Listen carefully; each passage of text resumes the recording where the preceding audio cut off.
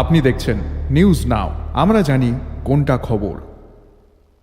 ইন্ডিগোর বিমান পরিষেবা জনিত সমস্যার কারণে আপাতত স্থগিত রাখা হলো আগামী 15 ডিসেম্বরে যন্তর মন্তরে ধর্ণা কর্মসূচি। রবিবার সাংবাদিক সম্মেলন করে এই কথা জানিয়েছে আইপিএফটি।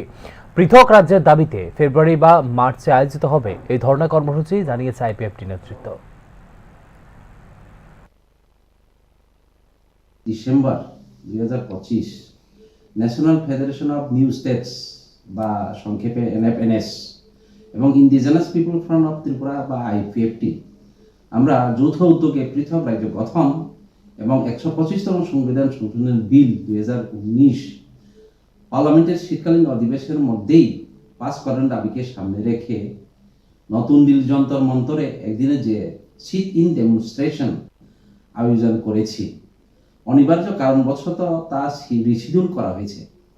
আগামী 15-12 ডিসেম্বর 2025 পরিবর্তে আগামী পার্লামেন্টের বাজেট অধিবেশনের পূর্বে অথবা বাজেট অধিবেশন চলাকালীন অর্থাৎ আগামী ফেব্রুয়ারি-মার্চ 2026 অনুষ্ঠিত হবে।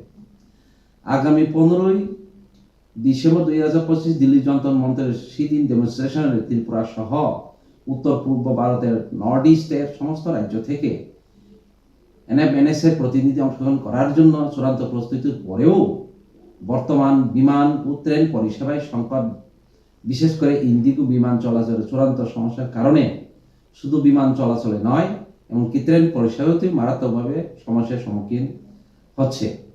ত্রিপুরা থেকে আইপিএফটি পার্টির প্রায় 100 জন প্রতিনিধি অংশগ্রহণ করার টার্গেট আমরা রেখেছিলাম, কিন্তু আজ পর্যন্ত আমাদের পার্টিসিপেন্টসের সংখ্যা বেড়ে গিয়ে 287 জন হয়েছে।